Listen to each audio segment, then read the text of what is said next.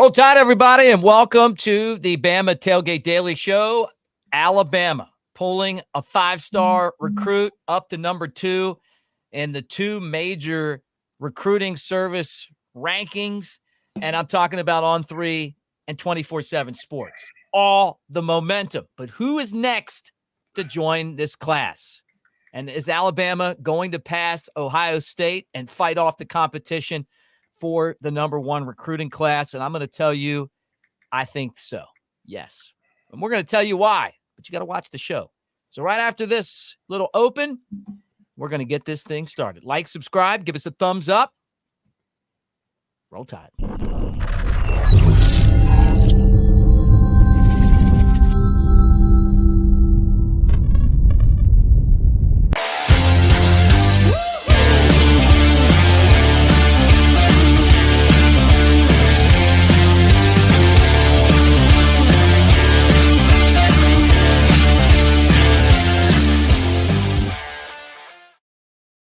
All right, Roll Tide, everybody, and welcome to the show.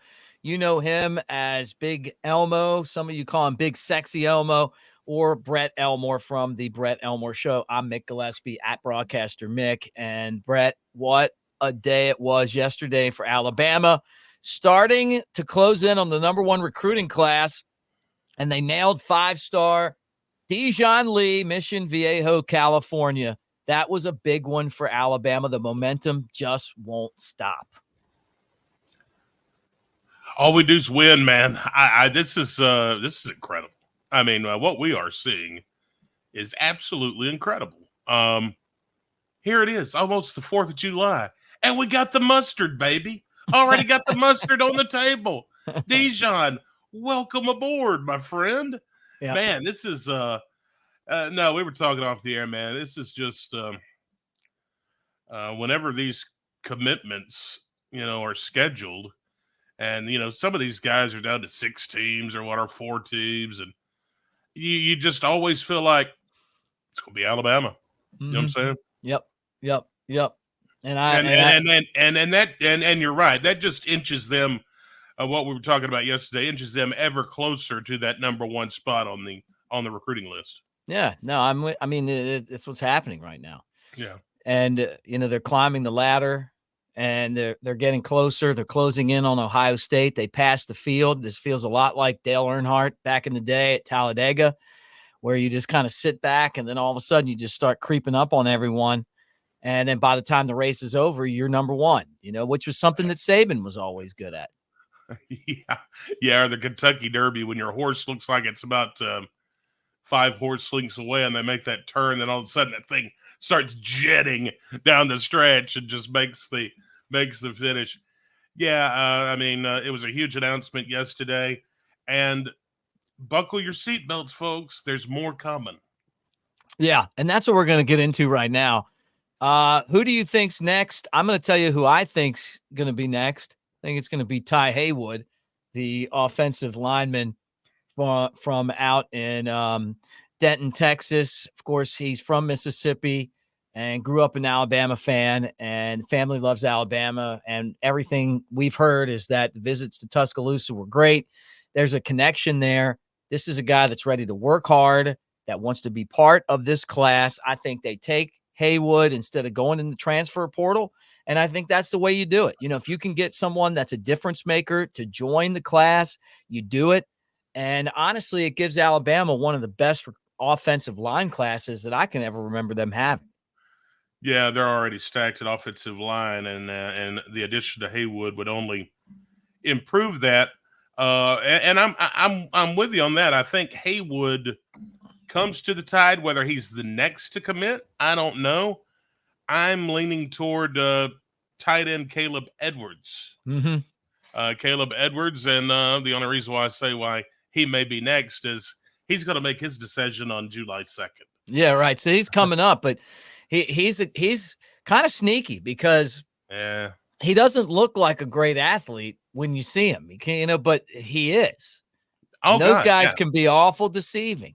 Yeah, he's that big tight end. He's 6'6", 240 pounds, and of course now he was in Tuscaloosa last week for an official visit. He's the fifth ranked tight end in the country.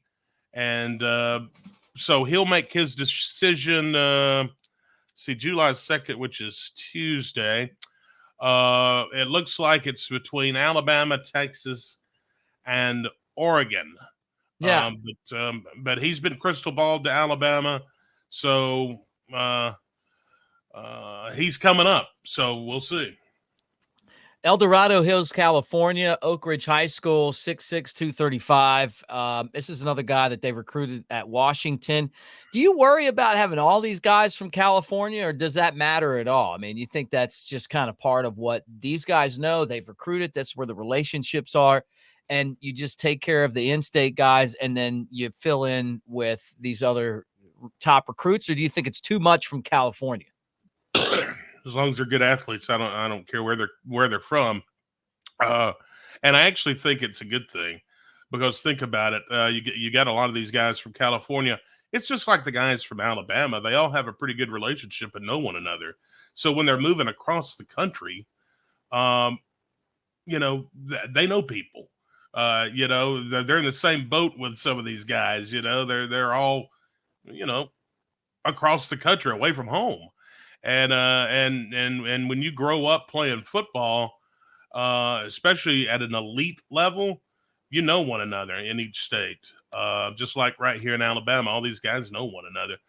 So it may be a good thing, Yeah, no doubt. Well, how about this guy right here, officially decommitted from Ole Miss? Both of you, or both of us, really excited about AK Deer. Number one running back in the country. I think he's going to be a 5-star before it's all said and done. Love the way that this guy can run, can catch the football, speed. He's tough. Ole Miss thought they had him, and he decommits, and it feels like that this is going to be another one of those guys that Alabama is going to end up getting into the NFL one day. Yeah, we've been talking about him a lot, and but he still always had that tag on him, where he was committed to Ole Miss. So he's kind of like, well, I don't know what he's going to do. But now, yesterday he decommits, and that has just really opened up the floodgates on everyone talking about this guy may be coming to Alabama. So we'll see. I mean, I really feel like this is a guy that Alabama is going to end up having in their class. He fits in. If they get these guys, and we talked about some wide receivers yesterday, obviously they need some more guys on the defensive side of the ball. Yeah. But can this be the number one class? What's it going to take to pass Ohio State? And I know they're still pressuring offered from Birmingham, the 5-star, try to get him. I don't know if that's going to happen or not, but you could either take someone away from Ohio State to get you the number one class, or I guess you got to keep chipping away, right? Yeah, Naeem Offord would be a really good guy to get on our side, the number one player in the state from Parker. That would really help things, but I think we're going to end up with the number one class. I mean, I think we're going to get AK Deer. This is somebody they've worked on really, really hard. And I think that work's going to pay off. And I think we're going to get, Haywood as well. A couple guys we've talked about on the show today. So I think when all is said and done and the dust settles, I think Alabama is definitely going to have the number one class of the SEC, but also in the nation. These guys have worked too hard. I mean, and hard work pays off, and it's definitely paid off. But listen, even if we don't finish with the number one class, even if we finish second, this is an outstanding class. Yeah, right. Are you surprised at all by this? A little. Yeah, a little, because it's something we talked about, and something that a lot of people have mentioned. When Nick Saban retired, everyone was worried. I mean, the greatest football coach of all time retired. Mm-hmm. And then you bring in a guy like Kalen DeBoer from the West Coast, and all he's done since his feet hit the ground in Tuscaloosa is work. Yeah, and his work has paid off. He has shown that he can recruit, and quite honestly, And this was mentioned, and even we talked about it on the show earlier because I brought up the point of, this guy may be doing a better job than Saban in his later years. Right. I mean, this guy Nick Saban's always going to be the greatest, and he's always going to have the statue and all those championships. But the scary thing is, Kalen DeBoer has come in and he has absolutely just continued what Saban was doing, and maybe has brought it to another level with that youthfulness on the staff that guys like Caleb Cunningham was talking about. Some of these coaches and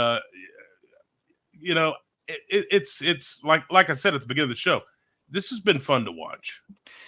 Kudos to our boy Andrew Bone and the staff over at On 3 and 24/7. Those guys work really hard to break all this stuff down and give us the content that we want. And and look, we hear some stuff too on our own, but those guys, they do that 24/7. So congratulations to them. And it's been a great cycle for this Alabama program.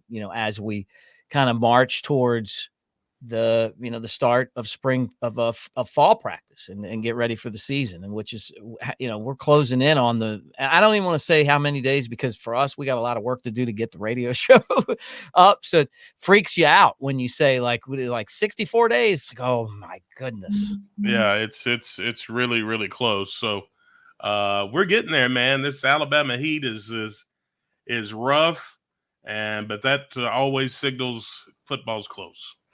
Guys, our show's always brought to you by our friends at Pearl River Resort. Before I do that, though, I want to remind you that with the promo code Bama Tailgate at New Life Art, you get the opportunity to cash in on a great deal, 25% off all orders, right? 25% all orders, excluding new releases. You get all the classics that you want to pimp out your man cave. Bama Tailgate, 25% off. Check it out right now when you go to newlifeart.com and pick up prints, calendars, which are out there. You got mugs and all that kind of stuff. It's for Alabama fans. It really is Christmas every time you check out newlifeart.com. All right.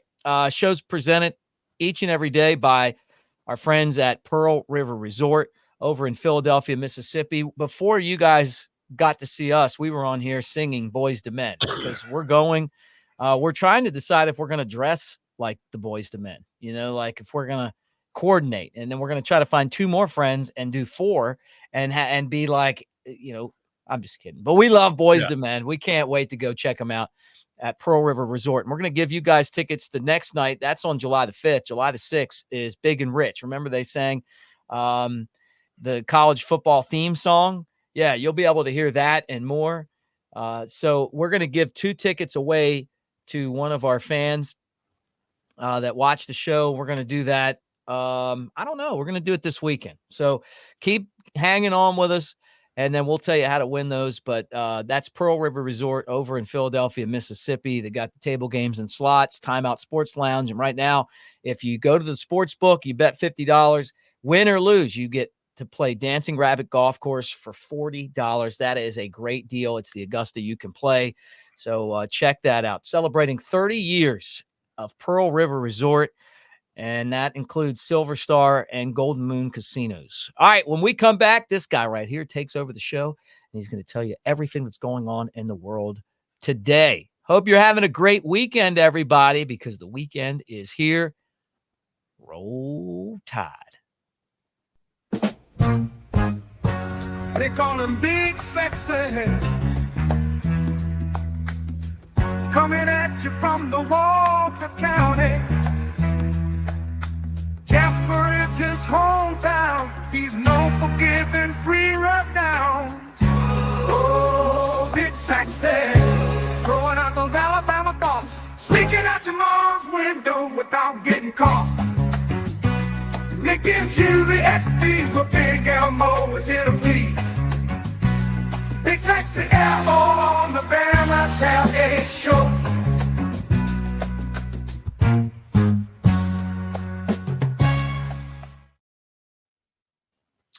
Yes, indeed. The 29th day of June, 2024. And we're celebrating the birthday today of Gary Busey. He's 80 today. Man, I thought you were going to say Gary Coleman. I'm a fan of Gary No. Coleman from Different Strokes. Yeah. Which guy's Gary Busey? Is he? Dude, Gary Busey, Gary Busey was in Fear and Loathing in Las Vegas. He was in Lethal Weapon. He's in The Firm. Yeah, that's the guy. He was in Rookie of the Year. He like had some kind of brain damage or something, and he like does crazy stuff. I don't know if he had brain damage or not, but he acts like it. Yeah, okay. Yeah, I like him. But anyway, he's 80 today. Happy birthday. Happy birthday. Also, happy birthday to the Love Boat's gopher. Fred Grandy is 76. And now you're talking about someone that's a next level actor. Yeah. You know, Gopher from Love Boat, and a lot of people were watching and they're going, man, I don't even know who that guy is, right?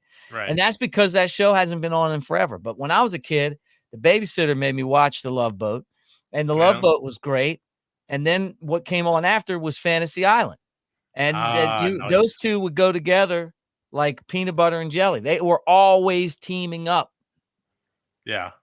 Nice. Colin Hay, the singer guitarist from Men at Work, 71. God, we're going way back again, but Men in Work come on, JLX, they come on my 80s channels if I turn that on, and love them, man.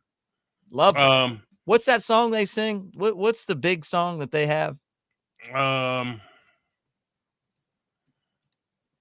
Is it Who Can It Be Now? Who Can It Be Now? Who Can It Be Now? And then Down Under's the other. Down Under. I'm under the land down under. And 80s music's back, man. I mean, like, it's kind of like, those are two songs that now that 80s music are kind of back again, people like. Yeah, I was thinking Australia. That's what I was trying to kick my brain into, the land down under. Mm-hmm. Today is let's see.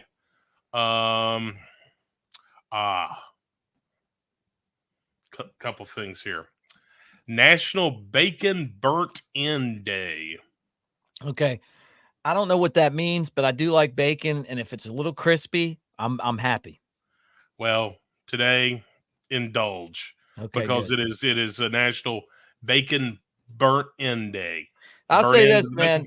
Well, let me say this. Sorry to interrupt you, Big Elmo. But what I'm saying is, like, when you ever get that, have you ever gotten that bacon that comes already cooked and you just put it in the microwave? Mm-hmm. That'll get crispy on you. Yeah, that's good. Yeah, it's good. Burnt. Being a single guy like myself, normally that's how I eat the bacon if I'm eating it at home. You've had bacon before? Yeah, I believe it or not, I've had my share of bacon. Today is Fish and Chip Day. I'll pass on. That's one of those things. Like, and I know that out in Europe, they love fish and chips. You go to like the Irish bar, and they want to slide a fish and chips plate on you. Mm-hmm. No, thank you. No, thank you. I don't want that. I'm game. Fish and chip, good. Sounds good to me, man. Might as well. I'll eat burnt bacon ends for breakfast and fish and chip for lunch. Have you seen it's a TikTok or Instagram video where the lady's and she's gonna eat 3 McChicken sandwiches on one bun? Yes, I have. She's wearing a dress that's the same color as Grimace. Yeah. I've seen these videos. Yes, they're definitely they're great. Let's see. Today, something I can't celebrate. You can though. National Celebrate Your Marriage Day. Yeah, how about that? Yeah, you can do that today here on this Saturday, and today is also Bartender and Mixologist Day. Hey, I did that job. I loved it. Boo Radley's. And that's the only bartending job I've ever had, but I loved it. It was so much fun. The guy named Blake Larry that owned the bar, I was thinking about him yesterday and this morning. Honestly, he's passed us by now, but he was a great guy, fun to work with. And I learned a lot about business and life in that bar. Yeah. Let's see here. 1971 was the year the city of Memphis, Tennessee voted to name a road in honor of Elvis Presley.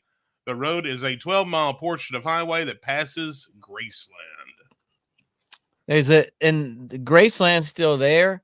Mhm. And Elvis is still someone that, that people love. My buddy showed up today. He's got a 4th grader. Mhm. And he was like, I love Elvis. And that was surprising to me, like a 4th grader, like loves Elvis. But you know what, man? Elvis lives on, man. And shout out to David Lee. He said, hey, man, I got shout outs 2 days in a row. We didn't get him yesterday, but Elvis came up, and he's our buddy tribute artist, the best in the world really at doing it. And I honestly, I think on my bucket list is I want to go to Memphis to Graceland when he performs, because he goes up there and does that. And I'd love to watch him on, on that stage doing his thing up there one day. Yeah, that would be a good one. 1990, for the first time since 1917, 2 no-hitters were thrown on the same day, as the A's, Dave Stewart, shut out the Blue Jays 5-0, and the Dodgers, Fernando Valenzuela, blanked the St. Louis Cardinals 6-0. Yeah, that must have been a fun day. Everybody getting no hit. Fernando Valenzuela. Yeah. Yeah. I said Venezuela and on my Cubs channel, and and it was the thing that people hated the most about me is Valenzuela, Mick. So I learned how to say that. But look, Fernando Mania was a real thing, dude. I mean, he would just like tilt that head up, come in from the left with the screwball. And the Cubs have a guy named Shota Imanaga right now that's had his 9 first games were just a slight better ERA than Valenzuela. And it just goes to show, I mean, that guy came in from Mexico to the Dodgers and really caught the imagination of baseball fans. And so that was great pitcher. And that's a look at what happened this day in history. All right, guys, thanks for hanging out with us. And we will be watching the recruiting, see what happens there. And don't forget, brought to you by our friends at Pearl River Resort. Roll Tide, everybody. See you at Pearl River.